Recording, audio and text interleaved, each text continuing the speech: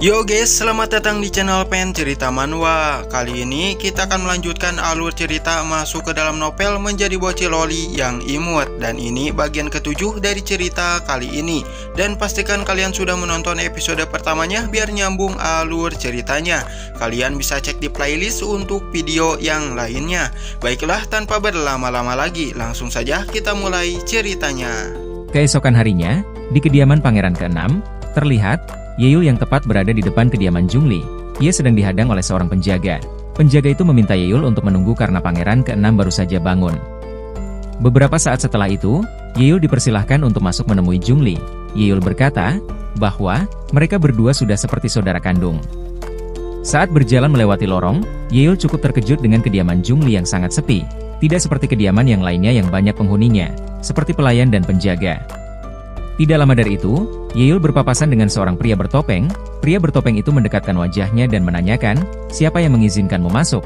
Mendengar itu Yeol sedikit terkejut. Dan bukan itu saja, Yeol juga terkejut dengan aroma tubuh si pria bertopeng itu yang berbau darah. Narator menjelaskan, dalam cerita novelnya, Pangeran ke-6 dibunuh oleh karakter utama dan Kaisar dibunuh oleh pria bertopeng itu. Namun, yang jadi pertanyaan di benak Yeol saat itu adalah siapa identitas asli pria bertopeng itu. Yeol dibuat ketakutan saat pria bertopeng itu akan menyentuh tubuhnya. Dalam hati Yeol bergumam, apa dia mencoba untuk membunuhku? Karena aku mengetahui rahasianya. Tidak lama, Jungli datang menghampiri mereka dan meminta pria bertopeng itu untuk jangan menakutinya. Dia itu masih anak kecil. Pria bertopeng itu membungkuk dan memberikan salam hormatnya sembari mengatakan, "Master." Jungli pun memintanya untuk segera pergi dari sana. Melihat Jungli yang termenung setelah itu, Yeol bergumam, mungkinkah ini belum waktunya karakter utama muncul? Aku harus melakukan sesuatu untuk mengubah takdir mereka. Jika aku bisa mencegah kejadian itu, mungkin Pangeran ke-6 dan yang lainnya bisa terselamatkan. Lalu Jungli menanyakan, mengapa Yeol datang ke tempatnya sepagi ini? Yeol menimpali, bahwa dirinya sangat penasaran dengan Hakyeong, anak dari pencicip makanan kerajaan. Jungli menebak sembari mencubit pipi Yeol, anak dari pencicip makanan itu tidak ada hubungannya dengan ratu. Jika mereka berada di sisi ratu, mereka pasti sudah mendaftarkan ketiga anaknya ke sekolah kerajaan. Sembari memegangi pipinya yang kesakitan, Yeol menimpali, "Kakak, jika kamu menjadi pangeran kerajaan, bukankah kamu bisa menguatkan kekuatan kerajaan?" Dalam hati Yeol bergumam, "Aku yakin, seseorang seperti Pangeran ke-6 pasti bisa melawan tokoh utama dan juga niat jahatnya." Mendengar itu, Jungli menanyakan, siapa yang mengajari Yeol mengatakan hal seperti itu? Yeol pun langsung menutup mulutnya dan meminta Jungli untuk melupakan apa yang baru saja ia katakan. Bersamaan dengan itu, ransel yang Yeol gunakan putus dan menjatuhkan sebuah buku ke lantai. Merasa penasaran, Jungli mengambilnya. Dengan panik, Yeol meminta Jungli untuk mengembalikannya dan jangan membukanya. Tidak mendengarkan, Jungli langsung membukanya. Dan alangkah dibuat terkejutnya ia, saat melihat isi dari buku itu. Terlihat, di dalam itu terdapat berbagai aktivitas Yeol dalam bentuk lukisan. Jungli terkekeh setelah melihat semuanya, sembari menyeringai ia berkata, "Bakatmu tidak buruk." Tapi, Yeol menyela, "Tolong jangan salah paham." Lalu Yeol meminta Jungli untuk mengampuninya dan dirinya akan membakar buku itu. Bersamaan dengan itu, seorang pelayan datang menghampiri mereka sembari membawa sepiring kue di tangannya. Melihat itu, Yeol sangat senang. Namun, Jungli mengatakan, "Tidak ada cemilan untukmu. Bukankah kamu ada kelas? Cepatlah pergi sebelum terlambat." Terlihat Yeol pun melangkah pergi dari sana. Jungli menanyakan, "Apa yang kalian masukkan ke dalam makanan itu?" Pelayan menjelaskan, bahwa dirinya memasukkan obat tidur dan mengatakan juga bahwa itu tidak berbahaya. Setelah mendengar penjelasan itu, Jungli menanyakan, kenapa pelayan itu mencoba melukai Yeol? Pelayan menimpali, bahwa dirinya takut jika Yeol mencoba menyakitimu. Mendengar itu, Jungli menjadi kesal, lalu ia mengancam pelayan itu, "Beraninya pelayan rendahan sepertimu melakukan itu? Jika kamu melakukan hal seperti ini lagi, aku akan menghukummu." Singkat cerita, kini, Yeol sudah berada di dalam kelas dan duduk di salah satu meja yang ada di sana. Tidak lama ia dikejutkan dengan seseorang yang berkata, "Beraninya kamu menginjak jubahku. Apa kamu tidak tahu siapa aku?" Bersamaan dengan itu, seorang pria jatuh tepat ke samping Yeol dengan wajah yang babak belur. Orang itu memohon untuk diampuni. "Maafkan aku Tuan Putri, aku tidak sengaja menginjaknya. Aku tidak berbohong, saya akan membersihkannya untukmu." Dan ternyata, Tuan Putri yang dimaksud adalah Yewon. Dengan sikap arogannya, Yewon menimpali, "Aku tidak suka orang sepertimu menyentuh jubahku dengan tangan kotormu. Kumohon ampuni saya," ujar si pria. Yeol pun berniatan membantu si pria itu terlepas dari gangguan Yewon. Ia berkata, "Kakak, apa kamu juga di kelas ini?" Melihat itu, Yewon tidak menimpali. Namun, ia meminta si pria itu untuk segera pergi. Orang-orang yang ada di belakang Yewon berkata, "Apa berakhir begitu saja? Terakhir kali aku mendengar pelayan yang membangkang pada putri ketiga." Dia mencambuk mereka, pria satunya menimpali. "Mungkin suasana hatinya sedang bagus, ayo kita pergi dari sini." Yewon pun hanya terdiam dan melangkah pergi menjauhi Yeol. Melihat itu, Yeol bergumam, "Kenapa dia tidak menggangguku hari ini?" Setelah itu ia teringat dengan pangeran ke-6, kenapa pangeran ke-6 belum juga tiba? Apa terjadi sesuatu padanya? Tidak lama seseorang yang dibantu Yeol sebelumnya berkata, "Apa kamu menunggu pangeran ke-6? Lalu ia menjelaskan, dia tidak akan datang. Setiap tanggal 15 pangeran ke-6 selalu tidak datang ke sekolah. Yeol menanyakan, kenapa dia tidak datang? Si pria itu menimpali, bahwa dirinya juga tidak mengetahuinya. Dalam hati Yeol bergumam, apa yang sebenarnya terjadi? Alur ini tidak ada di cerita aslinya dalam novel. Tidak lama Yewon menyela pembicaraan mereka. Ia menyela, mungkin dia sedang sakit. Sembari menghempaskan si pria itu, Yewon mengatakan bahwa dirinya akan duduk di sini mulai dari sekarang. Yeol pun sangat terkejut melihat itu, perasaan yang tidak enak mulai mengganjal dalam pikirannya. Melihat Yeol yang terus menatap ke arahnya, Yewon mencoba menakutinya. Ia berkata, "Kenapa kamu terus menatapku? Aku akan mencongkel matamu jika kamu tidak berhenti menatapku." Sembari berbalik Yeol bergumam, dia masihlah putri ketiga. Bukankah mencongkel mata adalah hobi pangeran kedua? Mungkin Yewon cuma menirunya. Tidak lama setelah itu, pejabat Jin masuk ke dalam kelas dan meminta para murid-muridnya untuk diam dan meminta mereka untuk menjawab pertanyaan tentang pelajaran di hari sebelumnya. Beberapa saat setelah itu, pejabat Jin menghampiri Yeol dan menanyakan, "Di puisi yang kita pelajari kemarin, kata apa yang muncul setelah kalimat, putih seperti puncak gunung salju?" Yeol pun menjadi sangat panik. Dalam hati ia bergumam, "Kenapa harus aku? Aku tidak pernah serius dalam belajar di kehidupanku sebelumnya. Dan sekarang aku masih harus bersekolah di kehidupan keduaku ini." Dalam kebingungan, apa yang harus ia katakan untuk menjawab pertanyaan itu? Seseorang membisikkan jawabannya, sebersih bulan yang mengintip di balik awan, lalu Yeol pun mengulangi kalimat itu untuk menjawab pertanyaan pejabat Jin. Mendengar itu, pejabat Jin mengapresiasi. "Benar, walaupun putri ketujuh masih muda, tapi sudah jenius seperti ini, kalian harus mencontohnya." Mendengar itu, Yeol menjadi sangat malu, karena faktanya bukan dirinya yang menjawab pertanyaan itu. Setelah itu, Yeol pun berterima kasih pada Yewon, karena membantunya menjawab pertanyaan pejabat Jin sebelumnya. Singkat cerita, kini Yeol sudah berada di rumahnya. Ia baru saja tiba setelah dari sekolah. Menurutnya, sekolah itu jauh lebih sulit daripada politik istana. Tidak lama dari itu, ia dikejutkan dengan seseorang yang berlari menghampirinya dan kemudian memeluk tubuhnya. Narator menjelaskan, bahwa itu adalah ibu dari Yeol yang bernama Gabin. Sembari memeluk Yeol, Gabin mengatakan, bahwa dirinya sangat merindukannya. Ia pun bertanya, mengapa Yeol tidak pernah mengunjunginya, dan mengira, bahwa Yeol sudah melupakannya. Ia berkata juga, "Aku sudah lama tidak melihatmu. Aku bersyukur bisa melihatmu tubuh besar dan juga cantik." Mendengar semua perkataan itu Yeol bergumam, dia adalah ibu dari karakter utama, dan bagiku dia hanyalah seorang ibu tiri.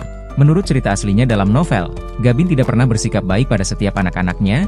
Aku sangat penasaran, kenapa dia berakting seperti ini sekarang. Gabin pun mengajak Yeol untuk segera masuk dan berbicara di dalam. Sembari mengikuti Gabin, Yeol bergumam, "Aku tidak tahu terlalu banyak bagian ini. Dalam cerita novelnya, cerita yang menampilkan putri ketujuh sangatlah sedikit. Dan yang aku tahu, Gabin itu terkunci di dalam istana.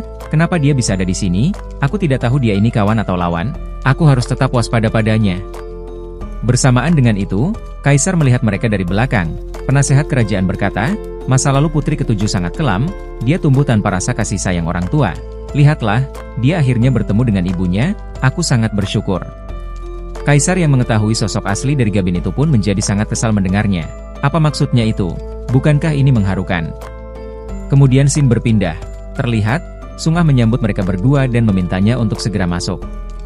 Lalu Yeol menanyakan di mana hewan peliharaannya. Ia merasa ada yang salah, tidak seperti biasanya. Kini, hewan peliharaannya tidak menyambut kedatangannya. Sungah menjelaskan, karena Kitty sudah tumbuh besar. Jadi ibu Yeol takut kalau Kitty akan melukai Yeol dan para pelayan yang lainnya. Jadi ibu Yeol memintanya untuk mengurung Kitty di halaman belakang. Mendengar itu, Yeol sangat terkejut. Dalam hati ia bergumam, "Kamu tidak tahu apa-apa tentangku dan Kitty. Seharusnya dia antisosial dan bersikap dingin, dan bahkan tidak perhatian seperti ini pada anaknya sendiri. Apa alur cerita dalam novelnya berubah?" Gabin berkata, "Yeol sayang, harimau bukanlah hewan peliharaan, ibu mengurungnya demi kebaikanmu. Ibu akan tinggal di sini bersamamu. Ibu akan membacakan dongeng setiap hari, dan kita akan menjalani hari yang indah bersama." Yeol pun tidak menimpali, ia hanya tertunduk dengan pikiran yang berkecamuk. Tidak lama dari itu, Kaisar datang menghampiri mereka. Melihat itu, Yeol sangat senang, merasa bahwa itu adalah waktu yang tepat untuk mencegah Gabin mengambil alih kediamannya. Lalu Yeol pun berlari mendekati Kaisar. Sembari memangku Yeol, Kaisar berkata, "Apa kamu merindukanku saat di sekolah?" Yeol pun mengiyakan. Kaisar menimpali, "Itu artinya kamu tidak fokus belajar." Melihat Yeol yang terdiam canggung setelah ia mengatakan itu, Kaisar pun mencium Yeol sembari mengatakan, "Lain kali aku tidak akan mengampunimu." Melihat itu, Gabin sangat terkejut. Ia tidak menyangka bahwa Yeol akan sedekat itu dengan Kaisar. Dalam hatinya Gabin bergumam, "Sebelumnya aku hanya mendengar dari seseorang bahwa Yeol dekat dengan Kaisar. Tapi, setelah melihatnya secara langsung, aku sangat tidak mempercayainya bahwa rumor itu ternyata benar." Lalu Kaisar bertanya pada Gabin, "Ada keperluan apa kamu datang ke sini?" Gabin menimpali bahwa dirinya sangat merindukan Yeol, karena itulah, dirinya memutuskan untuk datang ke sini walau itu beresiko. Mendengar itu, Kaisar membawa Yeol meninggalkan Gabin sendiri sembari mengatakan, "Sekarang kamu sudah melihatnya," dan meminta Gabin untuk segera pergi dan jangan datang kembali. Lalu Gabin berkata, "Yang mulia, Yeol adalah anakku, kami pernah tinggal bersama, aku tidak bisa hidup tanpa anakku." Mendengar itu Yeol sangat terkejut. Dalam hati ia bergumam, "Apa aku salah membaca cerita novelnya? Seingatku, dia tidak sebaik ini dengan anaknya." Kaisar menghentikan langkahnya, dengan nada sarkastik ia berkata, "Apa maksudmu dia cuma anakmu? Dan aku tidak punya hak untuk mengasuhnya?" Gabin pun sangat terkejut mendengarnya, dengan terbata-bata Gabin menimpali, "Tidak, bukan seperti itu." Dengan dingin Kaisar berkata sembari mengelus pipi Yeol, "Anak ini sempat kurus dan banyak luka di sekujur tubuhnya. Kamu tidak menjaga anakku dengan baik. Aku membiarkanmu hidup karena kamu yang melahirkannya." Lalu Kaisar meminta para penjaga untuk membawa Gabin pergi dari sana. Sembari menangis, Gabin meminta Kaisar untuk mengampuninya, dan meminta Kaisar untuk tidak memisahkan dirinya dengan anaknya. Melihat itu, Yeol menjadi sedih, dan ia pun sedikit meragukan cerita dalam novel yang ia ketahui. Dalam hati ia bergumam, mungkinkah Yeol dan ibunya memiliki hubungan baik di cerita aslinya? Ini membuatku sangat sedih. Mungkin aku sendiri yang harus mencari tahu dia itu baik atau tidak, daripada bergantung pada alur cerita di dalam novelnya. Lalu Yeol meminta Kaisar untuk menurunkannya dan kemudian ia menghampiri Gabin. Yeol berkata, "Jika ibu mau, aku akan tanyakan pada ayah apa ibu bisa tinggal di sini bersamaku. Aku akan pastikan ibu tidak akan kesepian." Namun, Yeol meminta Gabin untuk tidak mengurung Kitty dan melarangnya untuk memperlakukan Sung-ah dengan buruk. Setelah itu, Yeol meminta pendapat Kaisar. "Bolehkan ayah?" Sembari mencubit pipi Yeol, Kaisar menimpali, "Oh, kamu membantah perintah Kaisar, bagaimana caranya aku menghukummu?" Lalu Yeol memeluk tangan Kaisar dan membujuknya, "Bukankah ayah mencintaiku? Ayah tidak mungkin menghukumku." Kaisar menimpali, "Lihatlah, sekarang kamu sangat berani." Dalam hati Kaisar bergumam, "Aku senang karena memberi apa yang Yeol mau." Tapi kalau soal Gabin, ia pun tidak melanjutkan gumamannya. Ia berkata, "Terserah kamu saja." Lalu Yeol berkata pada Gabin, "Karena ayah sudah setuju, ibu harus memindahkan barang-barangmu ke sini." Dalam hati Gabin bergumam, "Aku tidak percaya Yeol punya tempat di dalam hati Kaisar." Sembari memberikan salam hormat, Gabin berterima kasih pada Kaisar. Namun, dalam sifat baiknya itu, di dalam diri Gabin tersenyum mencurigakan, sepertinya ada yang dia rencanakan. Kemudian scene berpindah ke malam harinya, terlihat, Yeol yang sedang menyaksikan Kaisar yang menatap bulan di tengah malam. Dalam hati Yeol bergumam, suasana hati Kaisar sepertinya sedang tidak baik setelah dirinya membujuk Kaisar untuk berubah pikiran, dia selalu memutuskan suatu hal sendirian. Lagian siapa yang berani membantahnya? Mungkin aku benar-benar melakukan kesalahan kali ini. Lalu Yeol menyapa Kaisar dan menanyakan, "Apakah suasana hatimu sedang tidak baik?" Kaisar menimpali, "Tidak." Lalu Yeol meminta Kaisar untuk memeluknya, namun Kaisar menjawab, "Tidak." Lalu Yeol pun bergelantungan di tangan Kaisar sembari berkata, "Ayah, bangun, ayah." Melihat tingkah Yeol yang seperti itu, Kaisar langsung mencengkram tangan Yeol, lalu ia berkata, "Selama hidupku, aku tidak pernah melihat anak kecil yang tidak kenal takut dan tekad yang kuat sepertimu." Dalam hati Yeol bergumam, "Aku tidak punya pilihan.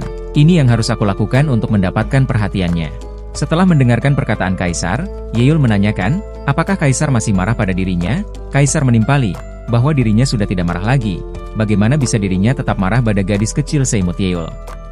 Lalu Yeol mencium pipi Kaisar sembari mengatakan, "Ayah bisa membalas dendam." Lalu Kaisar pun menempelkan dan menekan pipinya dengan pipi Yeol sembari mengatakan, "Egomu mulai bertumbuh sampai aku tidak bisa berkata tidak kepadamu." Dalam hati Yeol bergumam, "Apa itu tadi? Apa itu balas dendamnya?" Kemudian Kaisar pun mengajak Yeol untuk kembali dan segera tidur agar esok hari tidak bangun kesiangan karena dirinya tahu, Yeol besok harus masuk sekolah.